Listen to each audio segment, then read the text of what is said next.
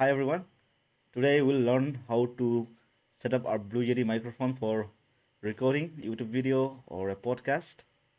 So I have this Blue Yeti mic. So I bought this I think 4 years ago, but I started utilizing from now. So lately I was facing some issue with this background noise, and I did a lot of research like having the best setting for this. And today I'm here to share about the settings for this Blue Yeti microphone. So first, to start with, we should always make sure that we have a gain of as low as possible here. Okay. So when you go, like if you hold this mic, if you go clockwise, then the gain will be high and the noise will be higher. But if you reduce the gain, so don't do zero. So let's around 1 point or 2 point at that point. Okay. So that will be good. And this should be the setting in the mic. So this is a setting here, and now let's go to the settings in our PC.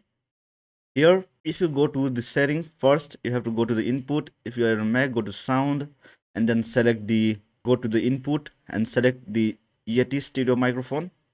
And here make sure you have the level between 25 to 35. So that will give you the best result. I can show you how. If I choose around 20%, then my audio become very low. If I go to around 50%, then my audio also, like the gain is higher, but you will be able to hear some background. Like currently there's a water pump running in my background, so you should be able to see that too. So always make sure you put this in between 25 to 35% for the best result. So this is the settings in the sound setting in Mac. Also, we have further settings in the OBS if you want to go for streaming in YouTube, like for podcast or something. So I use OBS to record my YouTube videos. Here you can go to your mic aux audio mixer and you can go to this more section. So here I have three dots. So in your case, you may have something like this settings icon here. Settings icon, search for that and click on this and go to the filter section. So here, what you have to do is you need to add these three filters.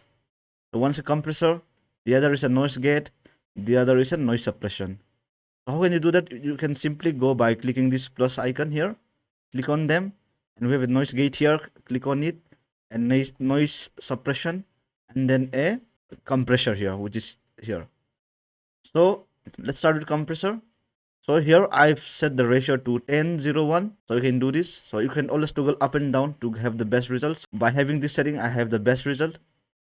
And then I've set my threshold to minus 27.30 decibel, and I've set my erect to 6 milliseconds, and I've added my release to 60 milliseconds, and I've set my output gain to be in 10 decibels, and sidechain ducking source is none.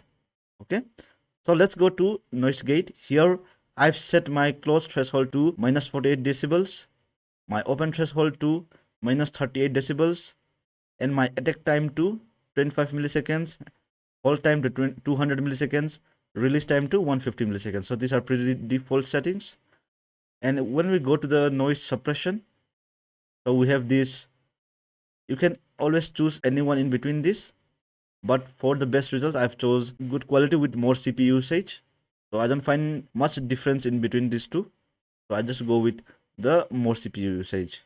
I'm not sure if you're able to hear some background noise which is running. So there's a water pump running in my background, and there's also some pressure cooker sound coming from the kitchen.